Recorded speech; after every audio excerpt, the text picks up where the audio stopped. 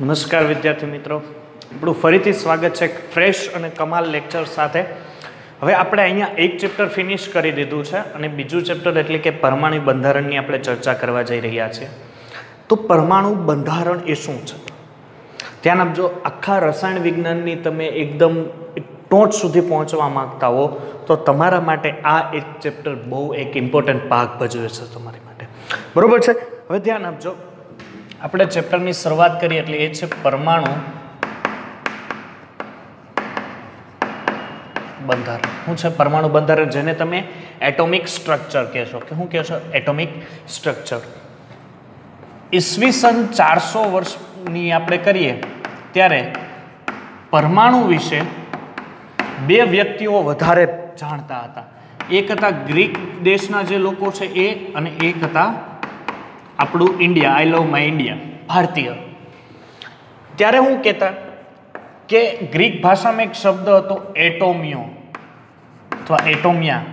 એટોમિયા એટલે શું થતું કે વિભાજન ન થઈ શકે તેવું. કેવું ગણવામાં આવતા? કે જેનું વિભાજન ન થઈ શકે એવું, એટલે એટોમિયા, જેને આપણે અત્યારે એટોમ એટલે કે પરમાણુ નામે પણ ઓળખીએ છીએ, બરોબર છે? અને એક વસ્તુ એવું પણ કહેવામાં આવે કે દ્રવ્યનો પાયાનો ઘટક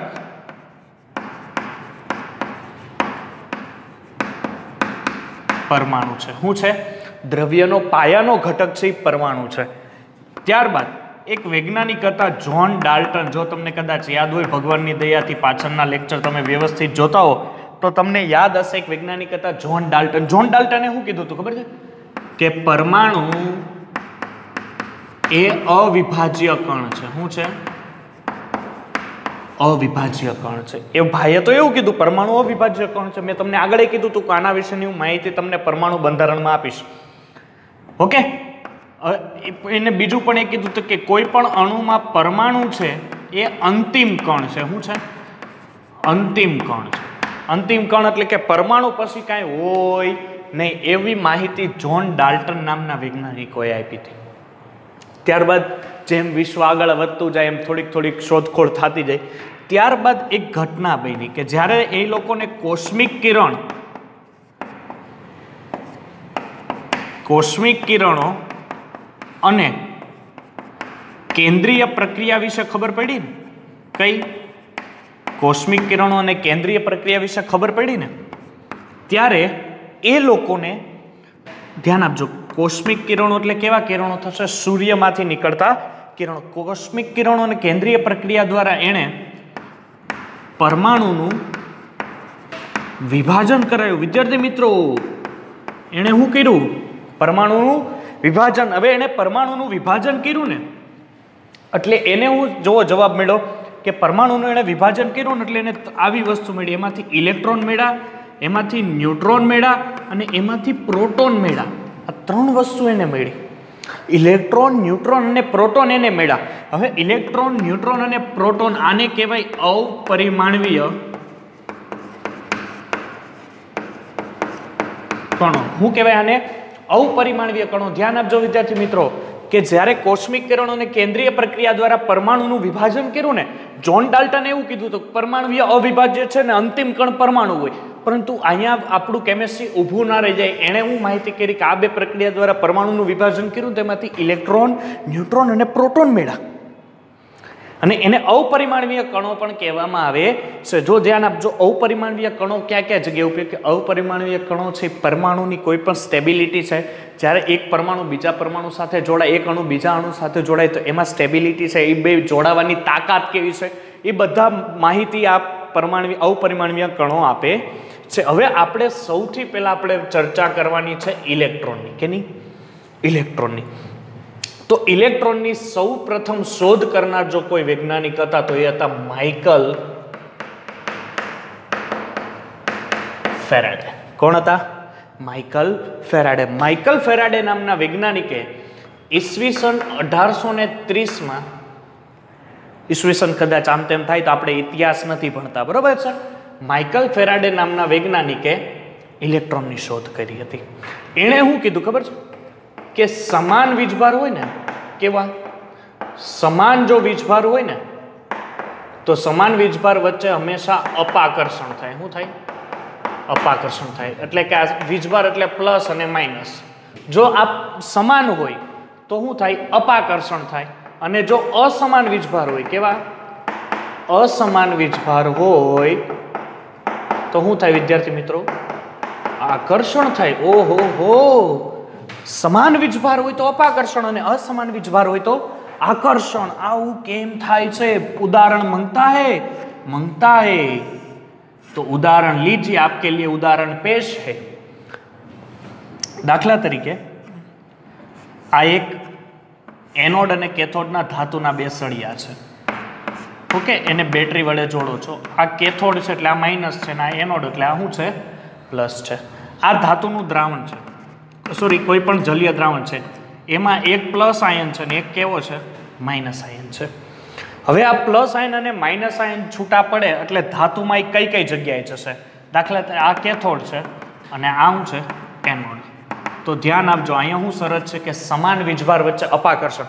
એટલે આ માઇનસ ચાર્જ આ કેથોડ ઉપર જશે નહીં. શું કામ? કારણ કે આ કેથોડ ઉપર એ કેવો છે? માઇનસ ચાર્જ, અને એનોડ ઉપર આ પણ કેવો છે? Minus charge. એટલે માઇનસ નો જાય, એનાથી વિરુદ્ધ. એટલે કે આ પ્લસ જે સળિયો છે ને એની હારે જોડાશે. સમજ પડે છે? કારણ કે આ પ્લસ સળિયો છે, અને આ પ્લસ છે એ એનોડ, એટલે કે એનોડ સળિયો જે પ્લસ છે એની હારે નહીં જોડાય, પણ કોની હારે? કેથોડ જે માઇનસ છે ને એની હારે જોડાય. કારણ કે અસમાન વીજભાર હોય એના વચ્ચે શું થાય? આકર્ષણ થાય છે. આવી માહિતી તમને માઇકલ ફેરાડે આપી. પછી માઇકલ ફેરાડેના અમુક સૂત્રો છે, નિયમો છે, પણ એ નિયમો અત્યારે કોઈ લખવાની જરૂર નથી, અત્યારે કોઈ તમારે સમજવાની જરૂર નથી. હવે ધ્યાન આપજો વિદ્યાર્થી મિત્રો અહીંયા, કે આ જે માઇકલ ફેરાડે છે એણે થોડીક માહિતી તમને આપેલી, અને કઈ રીતે કિરણો જે છે, ધ્યાન આપજો, એ કિરણો વિશેની ચર્ચા અહીંયા કરું છું. એણે સૌથી પ્રથમ એક પ્રયોગ કર્યો, બરોબર છે? એક પ્રયોગ કઈ રીતનો છે અને કઈ માહિતી છે એની, એના ઉપર ખાસ ધ્યાન આપજો. એણે એક પેલા કાચની નળી લીધી, બરોબર છે? આ કાચની એક એણે નળી લીધી.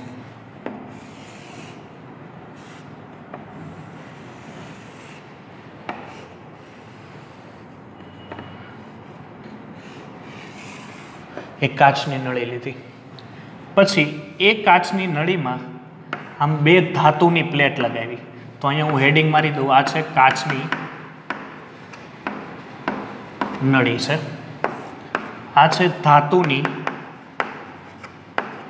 પ્લેટ. શું છે? ધાતુની પ્લેટ. અહીંયા આ જે કાચની નળી છે ને એમાં તમારે શૂન્ય અવકાશ હોવું જોઈએ. શું હોવું જોઈએ? શૂન્ય અવકાશ. શૂન્ય અવકાશ માટે તમારે અહીંયા વેક્યુમ પંપ મૂકવો પડે. શું મૂકવો પડે? Vacuum pump. વેક્યુમ પંપ એટલે શું થશે કે આમાંથી જેટલી હવા છે ને બહાર કાઢી નાખે. ત્યારબાદ આ ધાતુની જે પટ્ટી છે એને તમારે બેટરી વડે જોડવાની છે. કોના વડે? બેટરી વડે. અને બેટરી વડે જોડો એટલે અહીંયા વોલ્ટેજ જે તમારો આવવો જોઈએ એ ઊંચો હોવો જોઈએ. એટલે આ કેવો હોવો જોઈએ? હાઈ વોલ્ટેજ હોવો જોઈએ. કેવો હોવો જોઈએ? High voltage. અહીંયા બે ધાતુની છે. હવે ધ્યાન આપજો, અહીંયા જે આ પ્રક્રિયા છે તો આની અંદર નીચું દબાણ હોવું જોઈએ. કેવું હોવું જોઈએ? દબાણ નીચું. ચાલો, આટલી રચના ખબર પડી. આ સાઈડનો જે ભાગ છે આ માઇનસ છે અને આ સાઈડનો છે પ્લસ છે. એનો મિનિંગ આ ધાતુની જે પ્લેટ થઈ ને એ પ્લેટ કેથોડ તરીકે વર્તે. કોના તરીકે વર્તે? કેથોડ તરીકે વર્તે. અને આ સાઈડની જે પ્લેટ છે એ એનોડ તરીકે વર્તે. કારણ કે એનોડ હોય એને પ્લસ ચાર્જ હોય અને કેથોડ હોય એને માઇનસ ચાર્જ હોય. હવે શું થાય છે ધ્યાન આપજો, કે જ્યાં તમને કેથોડ દેખાય છે કિરણો, આ જે કેથોડ ભાગ છે ને અહીંથી આ બેટરીમાંથી કણો પસાર કરો ને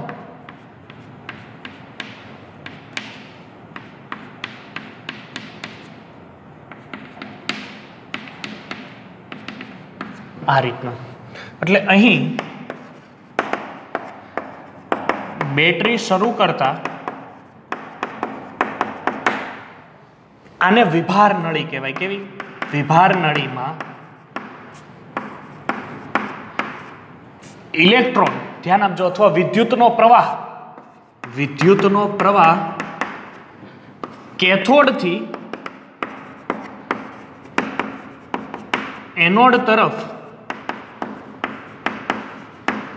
જાય છે. કઈ તરફથી? કેથોડથી એનોડ તરફ. એટલે અહીંથી પ્રવાહ પસાર કરો એટલે આ દિશામાં ગતિ કરે. કયા બાજુથી? કેથોડથી એનોડ તરફ ગતિ કરતો હોવાથી આને કેથોડ વિભાર નળી કહેવાય. કઈ નળી કહેવાય છે આને? કેથોડ વિભાર નળી કહેવાય છે. અને અહીંથી જે આ બાજુ પસાર થાય છે એને તમે શું કહો છો? ઇલેક્ટ્રોન. કે આ બેટરીમાંથી આ બાજુથી કેથોડથી એનોડ તરફ આ ઇલેક્ટ્રોન ગતિ કરે છે. એટલે પેલી આ વસ્તુ કેથોડ વિભાર નળી માટે એને થોડુંક આપણને શીખવાડ્યું. બરોબર છે? હવે ધ્યાન આપજો, એને બીજી એક પણ માહિતી તમને આપી. એ કઈ છે? એને પછી શું કર્યું ખબર છે વિદ્યાર્થી મિત્રો? ચાલો જોજો અહીંયા. એને પછી ફરીથી આ જ પ્રમાણે એક રચના દોરી. પાછી એક આ રીતના કાચની નળી લીધી. ઓકે,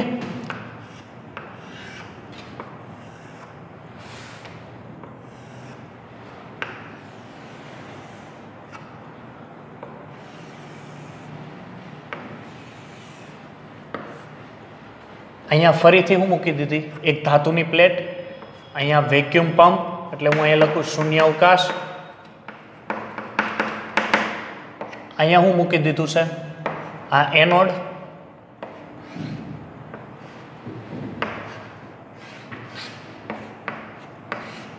આ બાજુ હું કહી દઉં આ કેથોડ છે, આ બાજુ શું છે? એનોડ છે.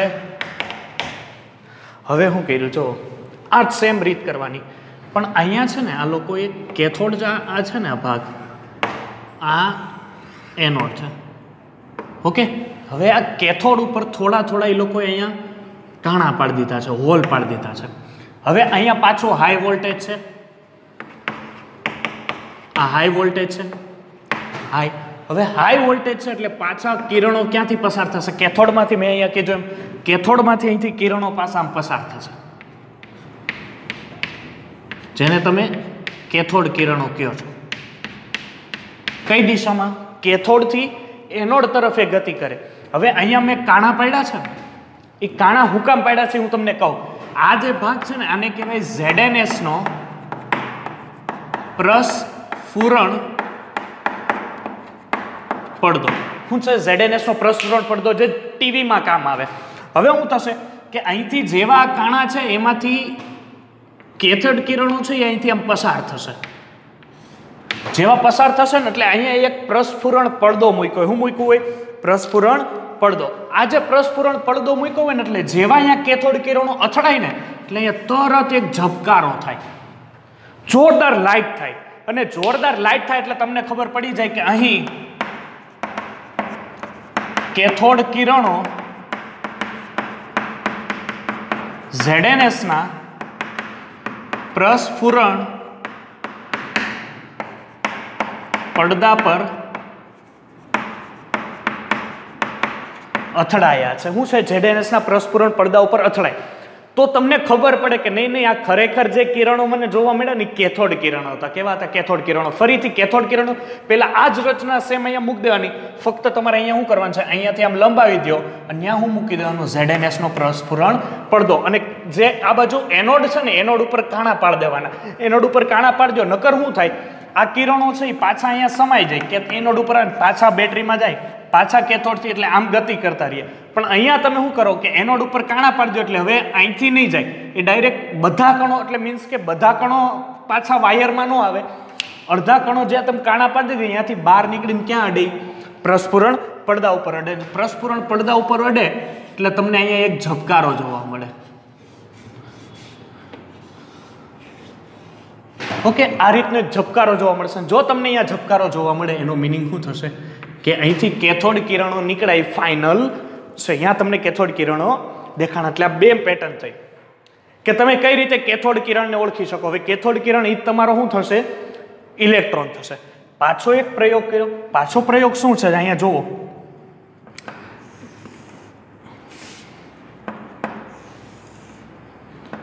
પાછો એને વિદ્યાર્થી મિત્રો શું કર્યું?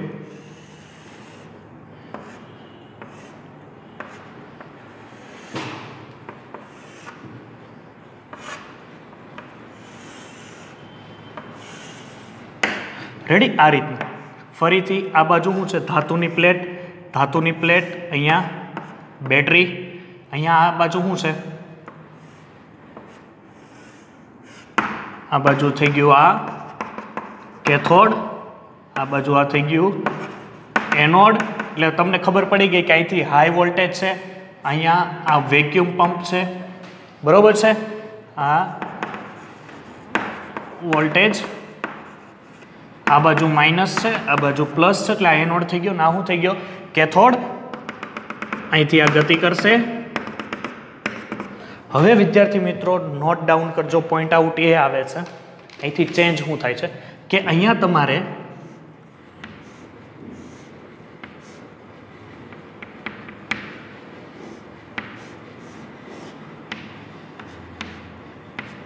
વિદ્યુત ક્ષેત્ર મૂકવાનું. વિદ્યુત, બે વિદ્યુતની પ્લેટો છે, એને પણ એક અલગ બેટરી વડે જોડવામાં આવી છે.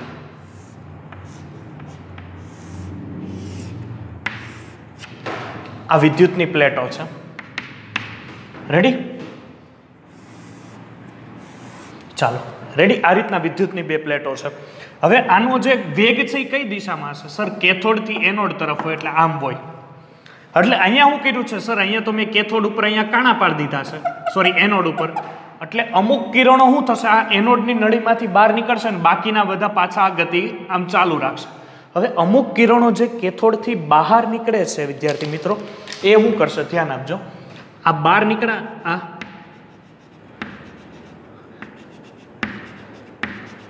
હવે શું થશે? અહીંયા કણોનું થોડુંક વિચલન આવશે. હમણાં જ મેં ભણાવ્યું, યાદ રાખ કરો તો, કે પ્રસ્ફુરણ પડદા, સોરી પેલું માઇકલ ફેરાડેમાં બે નિયમ કીધા કે જો સમાન વીજભાર હોય તો અપાકર્ષણ થાય. ભેજામ રાખજો, જો સમાન વીજભાર હોય તો અપાકર્ષણ થાય, અને જો અસમાન વીજભાર હશે તો યસ આકર્ષણ થશે. અહીંયા જ્યારે આવું પ્રેક્ટિસ કરી ને ત્યારે આ જે કણો છે ને, કણો આમ ભાગ્યા, આ રીતના આમ ભાગ્યા. આમ ભાગવાનું કારણ તો તમે બધાએ મને જવાબ આપી દીધો, તમને ખબર જ છે. સર આ જો પ્લસ બાજુ ભાગે એનો મીનિંગ કે આ કहीं અહીં ધન વીજભાર તરફ કેથોડ કિરણનું વિચલન દર્શાવે છે કે કેથોડ કિરણો ઋણ વીજભાર, કેવા? કેથોડ કિરણો ઋણ વીજભાર ધરાવતા હોવા જોઈએ. ઓકે, હવે ખરેખર જો આ બાજુ દર્શાવતા હોત તો એ કેવા વીજભાર હોવા જોઈએ? માઇનસ, બરોબર છે. હવે આ છે અહીંયા ઉપર વીજભાર આમ ધરાવે છે, તો આ પ્લસ બાજુ ક્યારે જઈ શકે? આ કેથોડ કિરણો આમ પ્લસ બાજુ શું કામ જાય? કારણ કે કેથોડ કિરણ ઉપર કયો ચાર્જ હોય? માઇનસ. એટલે અસમાન વીજભાર થયા, એટલે એકબીજા વચ્ચે આકર્ષણ હશે. જો આમ માઇનસ બાજુ આમ ઢળતા હોત તો કેથોડ કિરણ કેવા હોત? પ્લસ છે. પણ આ પ્રેક્ટિકલ કર્યો ને ત્યારે આ કઈ બાજુ ભાગ્યા? પ્લસ બાજુ ભાગ્યા. એટલે અહીંયાથી ખબર પડી ગઈ કે ઇલેક્ટ્રોન ઉપર ચાર્જ માઇનસ હોય. કેવો હોય? માઇનસ હોય. અહીંયા ખબર પડી કે ઇલેક્ટ્રોન ઉપર ચાર્જ હું કામ માઇનસ હોય? કારણ કે જ્યારે આ ધાતુની બે પ્લેટો મૂકીને વિદ્યુત વિભાજ્ય મૂક્યું ને, વિદ્યુત ભાર મૂક્યો ને, ત્યારે આપણને ખબર પડી આ વિદ્યુત ભારવાળી. જો ધ્યાન આપજો, તમે એવું લાગે તો અહીંયાથી આ તમે નોટ ડાઉન કરી શકો છો, બરોબર છે. ત્યાં સુધી હું અહીંયા થોડી વાર સ્ટોપ રાખું છું, તમે અહીંયા નોટ ડાઉન કરી શકો છો. ઓકે, તો ચાલો હવે એના પછી છે એક ફરીથી એક બીજી પર સંયોજન. જો આ લખાઈ ગયું હોય તો હું પૂછી નાખું છું. પાછો એક નવો પ્રેક્ટિકલ શું કર્યો ખબર છે ને?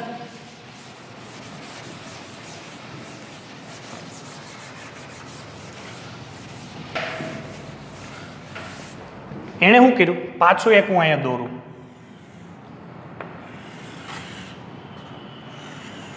Same pattern. હવે તમને આ કદાચ આઈડિયા આવી ગયો હશે.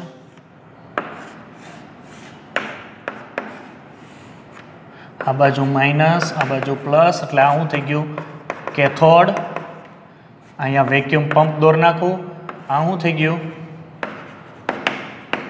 એનોડ. હવે શું કરવાનું છે?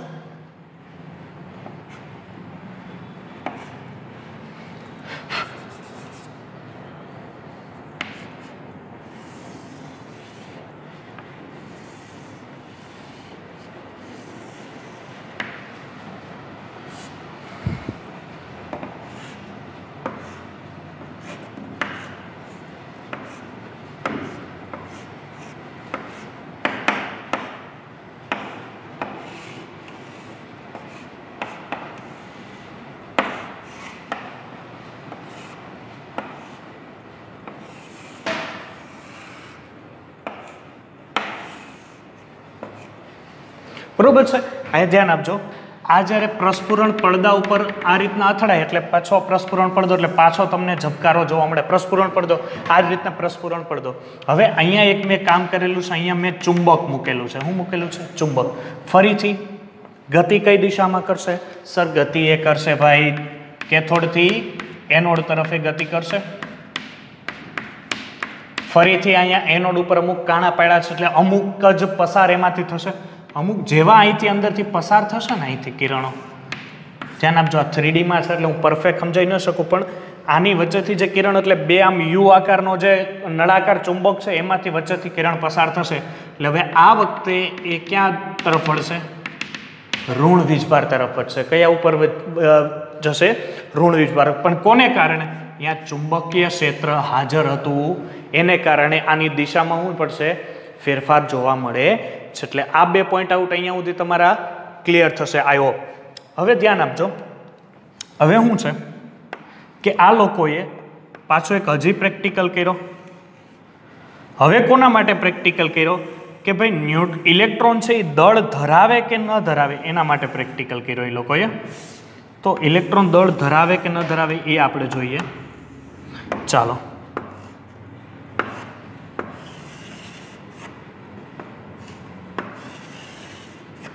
રેડી?